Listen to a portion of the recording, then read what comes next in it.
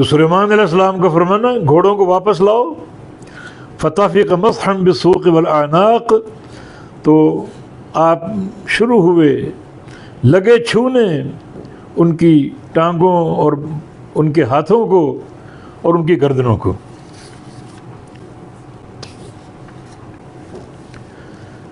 یہ تفسیر قابل قبول ہے، دل سے لگتی ہے، اور قرآن کا ظاہر بھی یہی ہے۔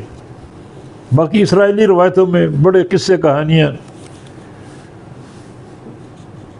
وہ کہا جاتا ہے کہ سلیمان علیہ السلام جب گھوڑوں کو دوڑا دی، اتنا مشغول ہوئے ان میں، ان کی زینت اور ان کے جمال میں، کہ عصر کا وقت بیت گیا۔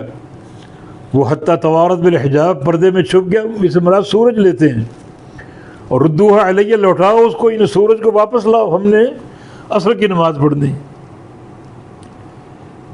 یہ وہ قصے کہانی جن کا حق اور صداقت سے کوئی تعلق نہیں۔ اور یہ جو ہے پنڈلیوں اور گردنوں کو چھونے لگے، اس کا معنی لیتے ہیں کاٹنے لگے، کہ یہ گھوڑے ان میں مشغول ہو کر نماز بھول گئے، نماز سے غافل ہو گئے، تو گھوڑوں کو سزا دے ڈالی۔ یہ قصہ باطل ہے۔ ہم نے بتایا بار بار کہ جو سابقہ واقعات ہیں ان کی صحت کے دو مصادر ہیں سب سے قابل تسلی اور قابل اطمینان، ایک قرآن اور دوسرا نبی علیہ السلام کی صحیح حدیث۔ یہ ایسی اسرائیلی روایت جس کی اللہ کے نبی تصدیق کر دیں۔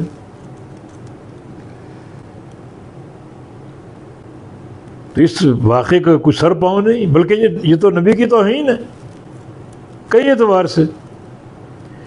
ایک یہ کہ جو عصر کی نماز سے غافل ہو گئے، یہ قصور گھوڑوں کا یا ان کا اپنا ہے؟ نبی سے توقع ہو سکتی کہ نبی اللہ کی عبادت بھول جائے؟ تو انہ اواب، بڑی شدت اور کثرت کے ساتھ اللہ کی طرف رجوع کرنے والا۔